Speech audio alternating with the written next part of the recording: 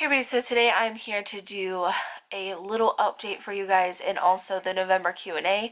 I'm filming this on December 3rd, so it's a little late, but you guys asked really great questions and I love doing the Q&As, so I'm just going to go ahead and get started.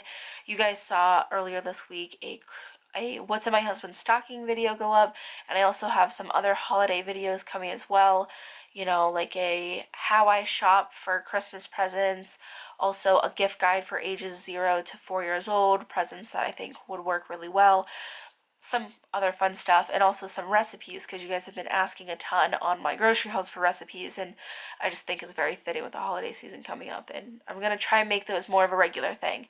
So as far as the update goes, if this is the first video you're ever watching, hello, my name's Alia. But also, 2 weeks ago I had a 6-week to 3-day miscarriage, and that was my 5th miscarriage. And I wanted to let you guys know that my levels have gone back down to 0 at this point. They actually returned super quickly, which was just like so shocking to me, you know, because if you were around for what happened in May, you know that it took literally months for my body to go back to normal. And with my body returning so quickly back to normal, it reiterates that feeling that something wasn't right at the start this time, but my body held on to it regardless. So with that being said, moving forward, I do have an appointment with my OBGYN in late December. I also am going to be talking to him about the last 2 tests that we can do, probably more like 1 test. One of them is progesterone, the other one is an x-ray or a scope, but I doubt my insurance is going to cover it, so probably won't happen because it's around $2,000 if they don't cover it. So with the progesterone, because I did get a lot of comments on my miscarriage video suggesting that, I get chronic messages and comments about it, and if you're new, I can totally understand why you might not know, but I have not been tested for progesterone yet because it prospectively hasn't been an issue. I have a great luteal phase. I'm not deficient there. I don't always spontaneously miscarry. 2 of my miscarriages have been missed miscarriages, meaning my body holds on even when it shouldn't. And also my levels have been tested in previous pregnancies and they were fine. With that being said, I 100%, and also my doctors, don't think that's an issue, but at this point, it is probably the last test we can run to rule that out. I have been tested for so much. I've been tested for a slew of blood clotting factors, syndromes, and disorders that make me more likely to miscarry. There are so many different things that I've been tested for. Just know I've either had it done and it was rolled out, or my insurance doesn't cover it and it costs way too much money to have it done. So that's basically where things are now. I guess there is one technical other test we could do, which is genetic testing, but that would cost $3,000 for both Mark and I, and that's just not something that we can do. And also, at the same time, even if something came back, which there's only like a 3% chance that it does, there's nothing that can be done about it. So with that being said, that's basically everything to do with me and the miscarriage, like physically and moving forward. Okay, my oldest is at preschool and my youngest is here with me, so I just had to go and check and make sure that she was being good, but she is just eating her Teddy Grahams, watching her Toy Story. So like I said, that's basically everything with me moving forward. That's where we're at. And I just wanted to also say, if I haven't made it crystal clear, as of right now, my recurrent miscarriages are diagnosed as unexplained because there hasn't been an explanation for it. I did have one of the questions in the Q&A be, what's the plan moving forward? And there's really only that test that we can do, possibly the x-ray and scope if it's covered, but I doubt it. And also, Mark is still waiting on some test results and a referral to an endocrinologist from our regular doctor.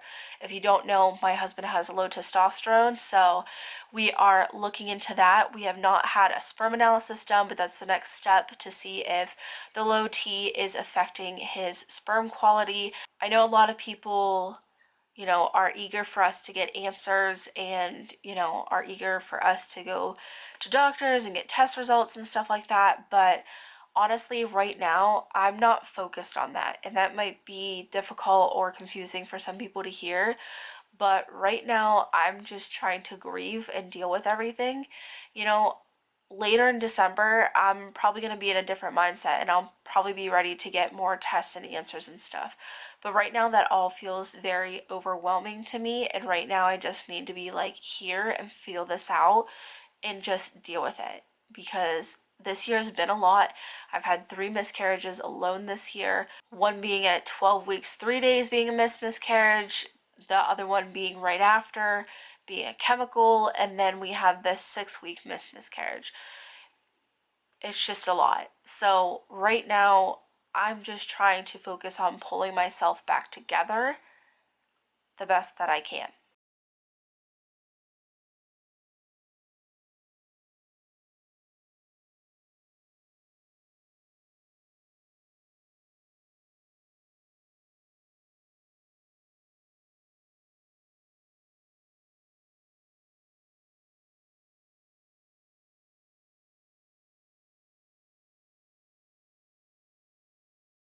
So that's what I'm focused on right now.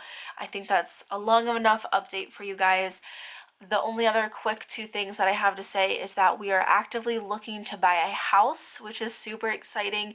And also, I am actively and currently losing weight. I have lost 10 pounds, not like, I don't know how to word this.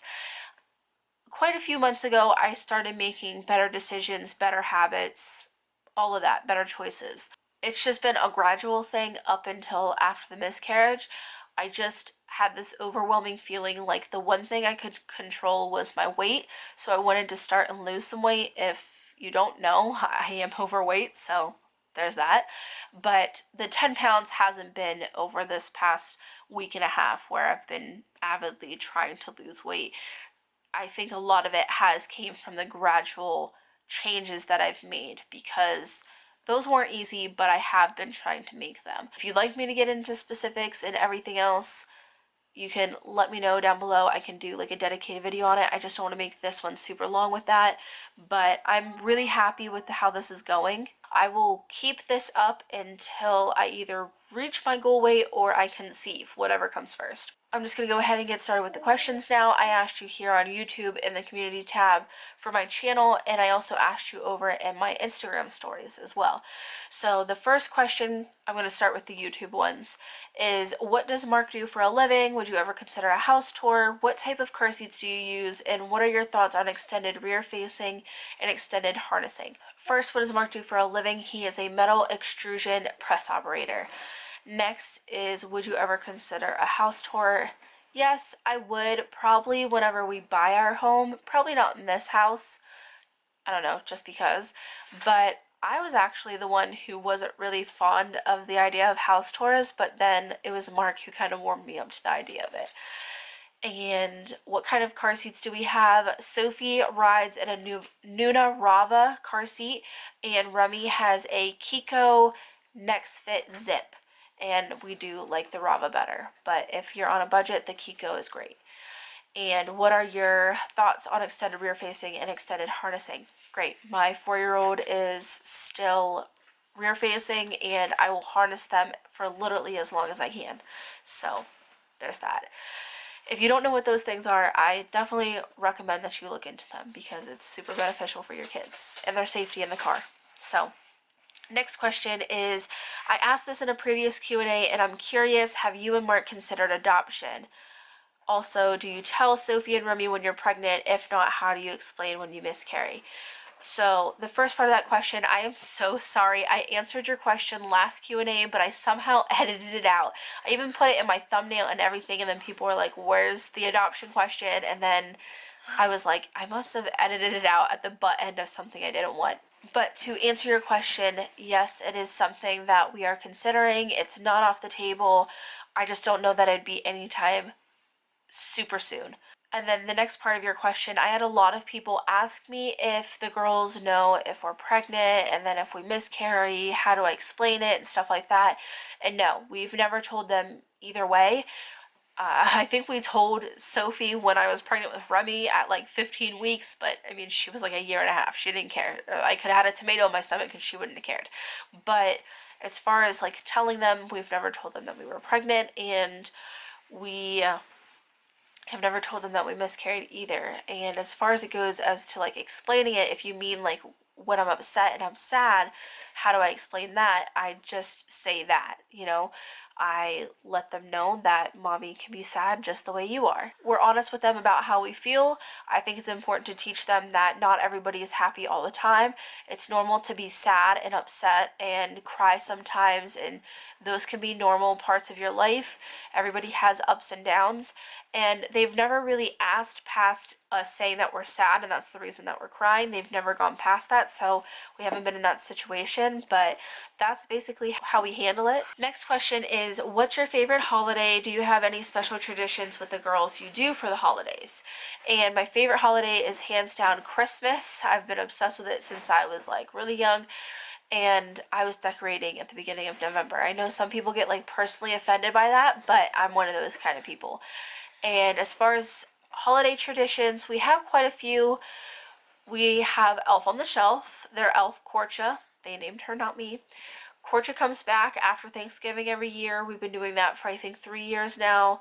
And we also go get our own Christmas tree every year. We get a fresh one, so we as a family go pick one out, we bring it back, and decorating it is pretty much a family affair. Mark puts the lights on and helps me with the garland, and then I let the girls decorate the tree, and then when they go to sleep, I decorate the rest of the tree.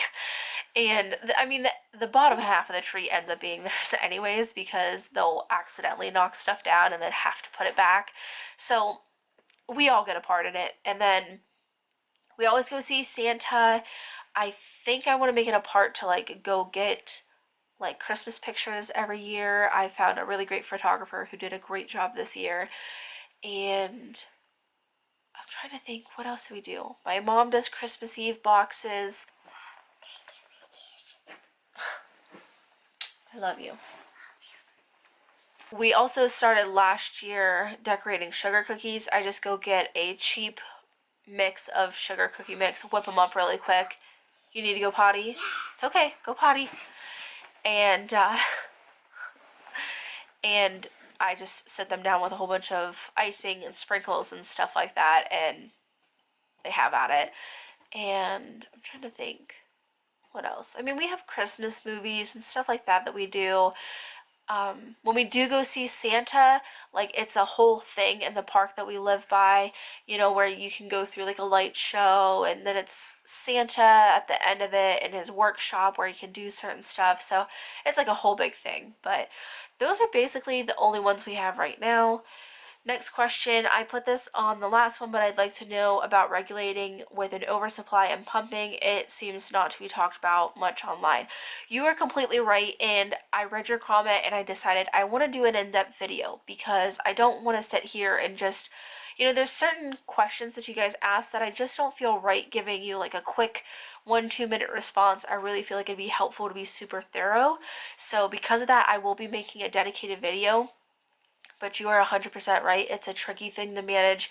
It's super, super hard. It's all about trial and error since everybody is different and their body's going to respond differently. But all I can say right now, without getting too much into things, is do whatever you want to do, whether it's cut pup times, not empty as much, you know, whatever it might be. Just take it slow. Super, super, super slow, especially if you're prone to clogs. Like, I didn't think I was that prone to clogs, but with my oversupply I was. Sorry you hear toilet flushing. But I really was prone to clogs with my oversupply. So for that reason, you need help up? There you go. So for that reason, I had to take things very slowly. I'm talking snail's pace. And I'm a pretty impatient person, so it was hard for me. But you are completely right. There's not enough education and knowledge out there about it. But it's also, I think, because it is a tricky subject. Also because, you know, it's oversupply is not the norm. So I will be making a dedicated video just in the meantime. Do whatever you do, especially slowly. The next question is, I'm exclusively pumping at the moment and plan to stop in February. What is the best way to stop pumping with minimal pain? I'm going to link you to my weaning videos because I think they're really important. You know, weaning is a super, how do I put this? Physically and emotionally draining process, honestly. For some people it might be super easy, but for me it never has been. Again, it's one of those things where I don't want to give you some crappy 1-minute response and that just, you know, be the end of it. So those videos are super, super thorough. I have one, I think, for prone to clogs, not prone to clogs. Beneficial probably to watch both, just so you're prepared on all fronts, just in case you're not sure if you're prone or not. But again, it's just something that I would try to ease into, especially if you have an oversupply. With you saying you want to be done in February, I know that's not some, you know, like February is coming up quick, so it's not like you can take it super slow, but I think the weaning process altogether was like 4 months long for me. But as long as you take it slowly and just try to listen to your body, you know, that's going to help a lot. Also, ice packs, those helped a ton. Heat packs if you get clogs. Just trying to think, it's been so long. It's been so long. I think it's been like a year now since I've been weaned, and I'm just like kind of forgetting the experience a little bit. The next question is, did your children ever lean more towards nursing than the bottle even though you were exclusively pumping? No, they didn't. Quite frankly, neither one of them cared when we switched to exclusively pumping. Neither one of them preferred me over the bottle. Even with Remy, when I had super slow flow nipples, so it wasn't like a flow issue or anything like that. It was just like, just did not really care to nurse. But both of my kids suffered from GERD. They were favored to thrive from GERD. Remy had dysphagia and a feeding inversion on top of all that. So feeding was also pretty difficult when it came to them, so they didn't really want a bottle in their mouth sometimes, let alone a boob, so I can't blame them. The next question is, I recently suffered my third loss. I'm so sorry.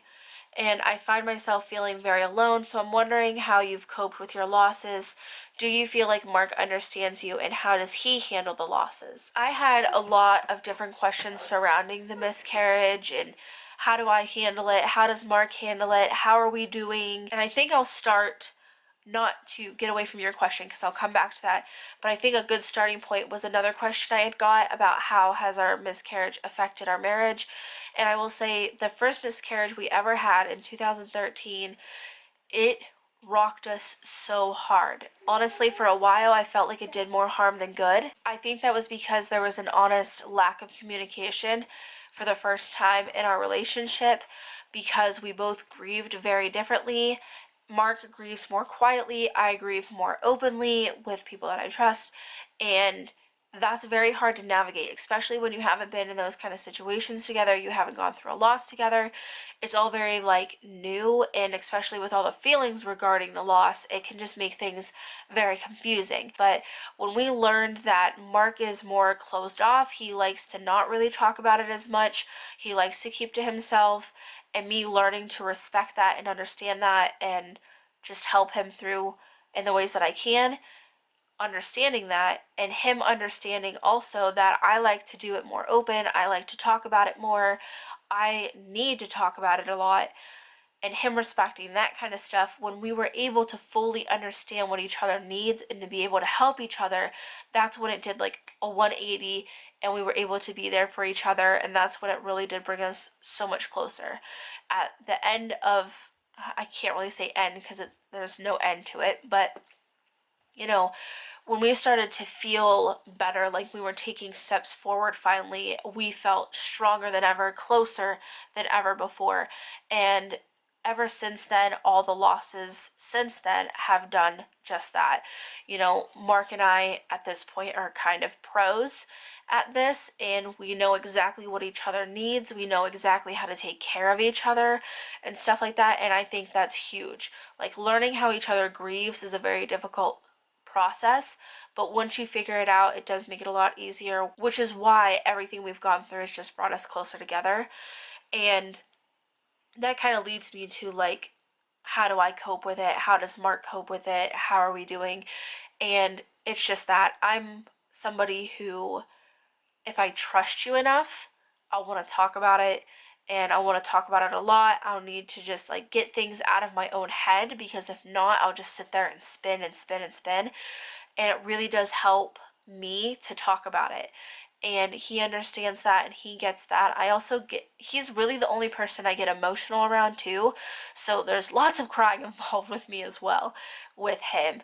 And with him, it's different. It's kind of the opposite at first, not really, but the more time goes on, the more he wants to be more reserved about it and not talk about it as much and just kind of deal with it internally.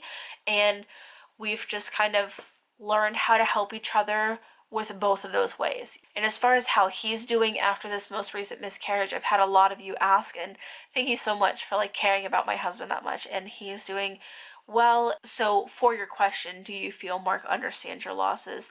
Yes, I feel like it definitely took practice getting there, like I said, but at the end of the day, both of us really understand what each other needs now. Next question is, how did your husband provide you support with breastfeeding? Oh my gosh. He is a really, really supportive husband, and he has just been excellent through anything I've ever gone through. So breastfeeding was no different. You know, if it came to when I was nursing, he would get me water. If I was hungry, he'd get me snacks. You know, just help. Sometimes he would burp afterwards, but you know, just little things here and there, just doing what he can when he could, just to make things, other things, easier on me. And as far as when I was exclusively pumping, you know, he'd randomly do bottles and pump parts, wash them for me. He fed baby in the middle of the night while I would pump, and just different stuff like that. And I would say the biggest way he helped me was emotionally. Remy's breastfeeding journey was super emotional for me for a lot of different reasons, and he was just always right by my side, reminding me of what I wanted, reminding me that not everything needs to be figured out right this second, to take my time, and just all those different things. So there's a lot of different ways your significant other can help. I would just say, you know what you need or what you want, and don't be afraid to vocalize that, you know? The next question is, will you continue to share your TTC journey? And someone else also asked, do you ever regret sharing your TTC journey? I'm sure it must be difficult sometimes. It definitely is difficult, and it's been hard at times. I've even doubted it, but I've never regretted it. And that's because of you guys. Anytime I've ever had doubts, I've just honestly talked to you guys, and you've been so supportive and so amazing and helped me through those feelings that I've never regretted it, you know? And this is maybe not the easiest journey to follow, but it sure is an honest one. The last question from YouTube is, do you sit down once a week and meal plan?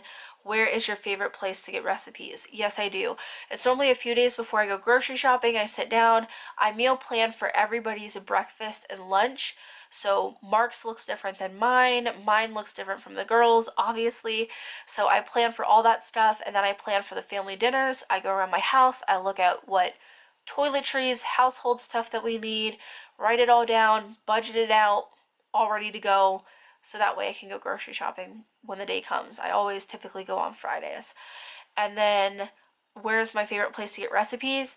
Normally Pinterest, and I try to stick to ones that have like a lot of comments so you can see they actually work out. What was your favorite date you and Mark have ever been on? Our first date is really hard to top because he was so amazing. But I would say probably second to that is any of the concerts we go to. Like, it's always such a great time. Great food, great music, great company. Like, it just always makes for a really great time, and I love it. And it's like one of the only times we stay out really, really late, because most of our shows are late, as most concerts are. But the next question, last question from YouTube is, what's your favorite thing about YouTube?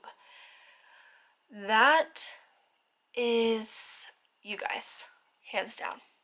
Definitely. So many of you respond in comments and being able to talk back and forth with you guys. So many of you comment regularly, and I know what's going on with you guys, and that's just like, I don't know, it's like the coolest feeling ever. And it especially makes me like super happy when I see you guys help each other in the comments, because I try to respond between 1 to 2 times a week through all my comments, so I don't always get back quickly. And to see you guys help each other in the comments, like, I feel like a proud mama. But on to YouTube or Instagram questions. The first one is, When to pump. My daughter is 9 days old and I just want an emergency stash. At 9 days old, I would try not to worry about it. Right now, I would try to just really hone in on that nursing relationship, focus on that. If you're able to, I would try to wait around the 4-week mark just to give it a little bit of time. But I would really just do one pump after a nursing session a day. No more. You don't want to cause some big massive oversupply because that will ruin your nursing relationship between you and your baby. So you want to be very careful toting that line of pumping and nursing. You don't want to create too much of a good thing. You don't need a whole lot, especially with it being an emergency stash. And yeah, just like I said, try to be careful. Definitely don't do more than one pump per day after a nursing session for at least 12 weeks. And the next question is, I'm struggling this holiday season. I have been told to be grateful for what I have. How do I respond? That's probably one of my least favorite things to hear. For somebody who's going through a hard time and is grieving, to be told to remember what you have and to be grateful for that kind of feels like a kick to the balls, honestly, because that person does not have amnesia. They have not forgotten what they have. You know, being grateful and grieving can go alongside each other. I am not ungrateful for my husband or my 2 kids just because I had a miscarriage and I'm grieving that. There was also a question somewhere in here asking about how to respond to someone who said that they were told after reoccurring miscarriages that at least you can get pregnant, and that just like hurt me to even say because it doesn't make sense to me either. I would never walk up to somebody who suffers from infertility and tell them at least you can't get pregnant so that way you can't miscarry. It's just widely insensitive. It's just, there's a lot better things that can be said, I guess, is what I'm trying to say. Sticking to the basics of I'm thinking of you, I love you, I'm here for you, even being honest and saying I don't know what to say, but I just want to let you know I'm here. Those kind of things are a world better than trying to shift their focus to something that you see as a silver lining, because honestly, when you're going through grief, screw silver linings. That's not what it's about. What it's about is feeling your feelings and taking it one day at a time. So my response to people who would tell me to be grateful for what I have would be that I can be grateful and grieving at the same time, because they must not understand, and just try to also know that as well. As someone who might be on the receiving end of that, people typically mean well, they just might not always, do it in the best ways or say the best things. So try to be gentle with them even if they're not being so gentle with you. And next question, how do you not compare yourselves to others, especially on social media?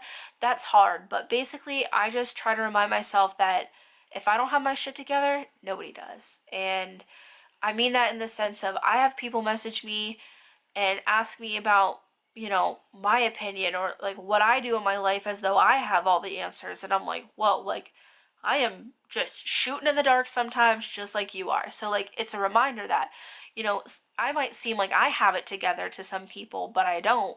So if that's how I feel, other people who I think might have it together probably don't either. I mean, nobody has a perfect life, and even if they're pretending to, they don't. Somebody has something in their life that isn't going right. So I just try to remind myself that everybody's got something. Next question, what's your breastfeeding advice for an easily distracted nurser?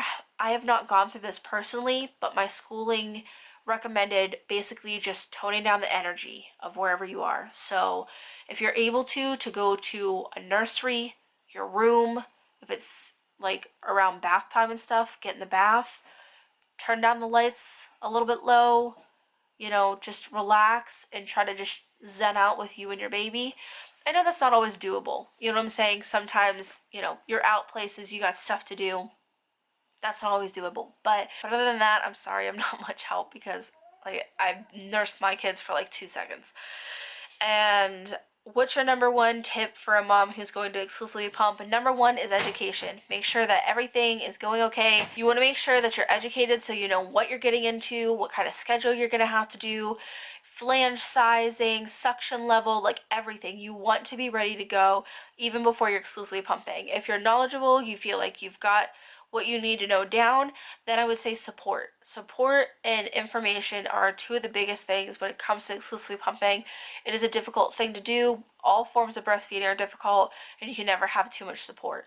So whether that be an online community, your significant other family members, whoever, just make sure that you have support and you're well educated in whatever you want to do. I have gotten a lot of different questions in different ways about if I will exclusively pump the next baby, exclusively pump for the next baby, if I will direct nurse, if I want to, if I thought about latching and all that stuff. I'm going to do exactly what I did with Remy, where I latch and I direct nurse for a couple of weeks and then I transition into exclusively pumping. That's what I want to do. So that's what I will do. The next question is potty training tips. I have a 2-year-old and will be starting training soon. I have a dedicated video about the potty training method we did with Sophie. I will link that for you as well. We actually just potty trained Remy, but it has been a little bit of a different process, but I still stand by that video and everything that we said in it because that's basically what we did follow for Remy. I think some kids just take more time than others, but yeah, what we did for Sophie was a great method. The next to last question is, how did I become a lactation consultant? I will have that video linked as well. I think that's where the I is. I don't know. But I go over all the steps that I took. It honestly wasn't too difficult with it all being online. You just got to find the time and the means to do it. And if you can, then you'll be golden. So that process wasn't really that hard, honestly. So if you're interested in seeing how I did become a certified breastfeeding specialist, you can click that video and watch it. And the very last question is, how are you feeling today? All right. I never really know how to answer this question following a loss because it just depends, honestly, in the moment. So I just try to be honest with that moment. And right now I feel all right. And, maybe tomorrow it won't be such a great day. It has been a little rough this week because I've seen a lot of pregnancy announcements because people would be around like 8 to 12 weeks if I were still pregnant now, and people are announcing, and that always sucks because it's like, damn it. I wish I made it to that point. I wish I was still there. I wish I was still in the game, but I'm not. I'm just here with an empty uterus with no choosing of my own. So it sucks. It's hard. It's a difficult pill to swallow. I've found myself to be a little bit more bitter this time around. And May, I just felt like super sad all the time. Like I wasn't really angry or upset or, bitter about anything. I was just sad more than anything. Like a deep, genuine sadness. And this time I'm like pissed off. I'm bitter. I'm upset. I'm like everything. I'm so pissed that this keeps happening. And it's been difficult. But like I said, I try to take it one day at a time, one feeling at a time, and I know that gradually, piece by piece, I'll pull everything back together, as I always do, and yeah, that's that. I'm sure this is a pretty long video. If you're still watching at this point, thank you. But yeah, you guys have some more holiday videos coming up. I also want to say thank you so much for all your supportive comments that you guys left. I knew you would be so amazing, as you always are, and like I said earlier in the video, it really does bring comfort and peace to me to know that I do have so much support. So thank you. I'm gonna go pick up my oldest, see what my youngest is destroying my living room. It sounds like my Christmas tree. And I hope you guys enjoyed the video, and as always, thanks for watching.